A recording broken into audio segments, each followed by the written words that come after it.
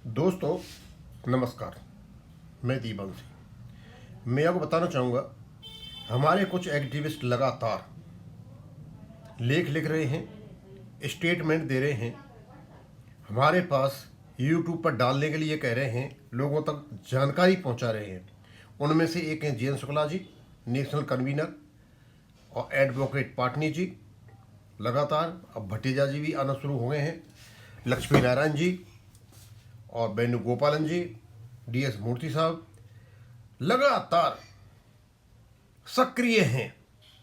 और इस बार आज तो जयंत शुक्ला साहब ने अच्छा खासा ठोका है। मैं उनके दोनों ही यहाँ हिंदी और इंग्लिश दोनों ही वर्जन ले लिए हैं, उन्होंने ही बनाए हैं, जिसलिए हिंदी वाले भी समझ सकें और इंग्लिश वाले भी समझ सकें। तो सबसे पहले मैं हिंदी वाला वर्जन शुक्ला साहब का पढ़ता हूँ। बड़ा मार्मिक है, बड़ा इफेक्टिव है, जबरदस्त धुनाई। कहते हैं, चूंकि भ्रष्ट लोग आपस में एकजुट होकर एक ताकत बनाते हैं। कहने की जरूरत नहीं है किसकी ओर इशारा कर रहे हैं। तो ईमानदार लोगों को भी ऐसा ही करना चाहिए। ये बिना किसी संदेह के साबित हो गया है कि प्रबंधन, IBA, प्रमुख वर्किंग यूनियनों ने मिलकर पेंशन अपडेशन के मामले में किसी भी कदम को आगे बढ़ाने में इन सभी वर्षों में दुर्भाग्य बाधाएं पैदा की। 38 साल का इतिहास खोल कर रख दिया। कौन कौन सी ताकतें थीं जो इस पेंशन अपडेशन को दूषित कर रही थी। जैसा कि हमारे पहले के लेखों में बताया गया, कैसे सबसे गुप्त तरीके से IBA ने पेंशन को 7वें वेतन समझौते में घसीटा, पेंशन लाभ को हुक्म करने और वेतन रिवीजन के साथ आवधिक पेंशन अपडेशन न होने देने के लिए विभिन्न तौर तरीके अपनाए। हम सब ये जानते हैं कि वेतन रिवीजन के साथ आवधिक पेंशन अपडेशन पेंशन समझौता का एक मूल सिद्धांत है, जो पेंशन लागू करते समय अपनाया गया, लेकिन बाद के वेतन समझौतों में इसे नज़रअंदाज कर दिया गया। ऐसे में हमें अपने प्रयास लगातार और निर्बाध रूप से दिन रात जारी रखने चाहिए, जब तक कि हम अपना लक्ष्य हासिल न कर लें।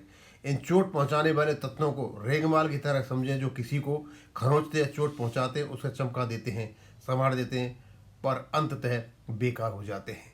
बहुत बड़ी बात कह दी उन्होंने। और ये भी जो कुछ भी जयंत शुक्ला साहब ने कहा है, ये हिंदी में कहा है, अब मैं इंग्लिश में बता देता हूँ।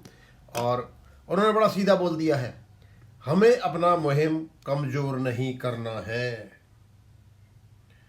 हम तैयार हैं शुक्ला साहब, कोई मुहिम कमज़ोर नहीं कर ली है। आप लगातार लिख रहे हो, लगातार आपके लेख मीडिया में आ रहे हैं, लोगों को पता चल रहा है, और जिन लोगों ने ये बाधा उत्पन्न की है उनको भी पता चल रहा है। आगे, now he just translating that into English. पता है, dear pensioners, brothers and sisters, since corrupt people unite among themselves and constitute a force, then honest people should also do the same. It has been proved beyond doubt that the management, IBA, and major working unions together have created insurmountable obstacles all these years in taking any step forward in the matter of pension updation. As mentioned in our earlier articles, how in the most covert manner IBA dragged pension into the seventh wage settlement, adopted various modus operandi to curtail pension benefits and not allow periodic pension updation along with pay revisions. We all know that periodic pension updation along with pay revision is a basic principle of the pension settlement applied to while implementing the pension, but this was ignored in subsequent wage accords. However, we should continue our efforts ceaselessly and seamlessly, day in and day out, till we don't stack our goal. Take these hurting elements as like sandpaper, who while scratching or hurting one make one shine and polished while they end up useless. आपको पता है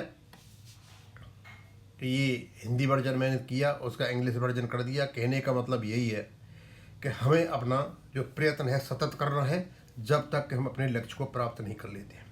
अभी तो ये pension updation का लक्ष्य है, अभी बहुत सारे लक्ष्य आने हैं। उसके बाद स्पेशल अलाउंस का मुद्दा आ जाएगा, जो कोर्ट में भी पड़ा हुआ है। उसके बाद 2010 में इन लोगों ने जिस प्रकार से हमको लूटा झपटा, वो भी मतलब केस आ जाएगा।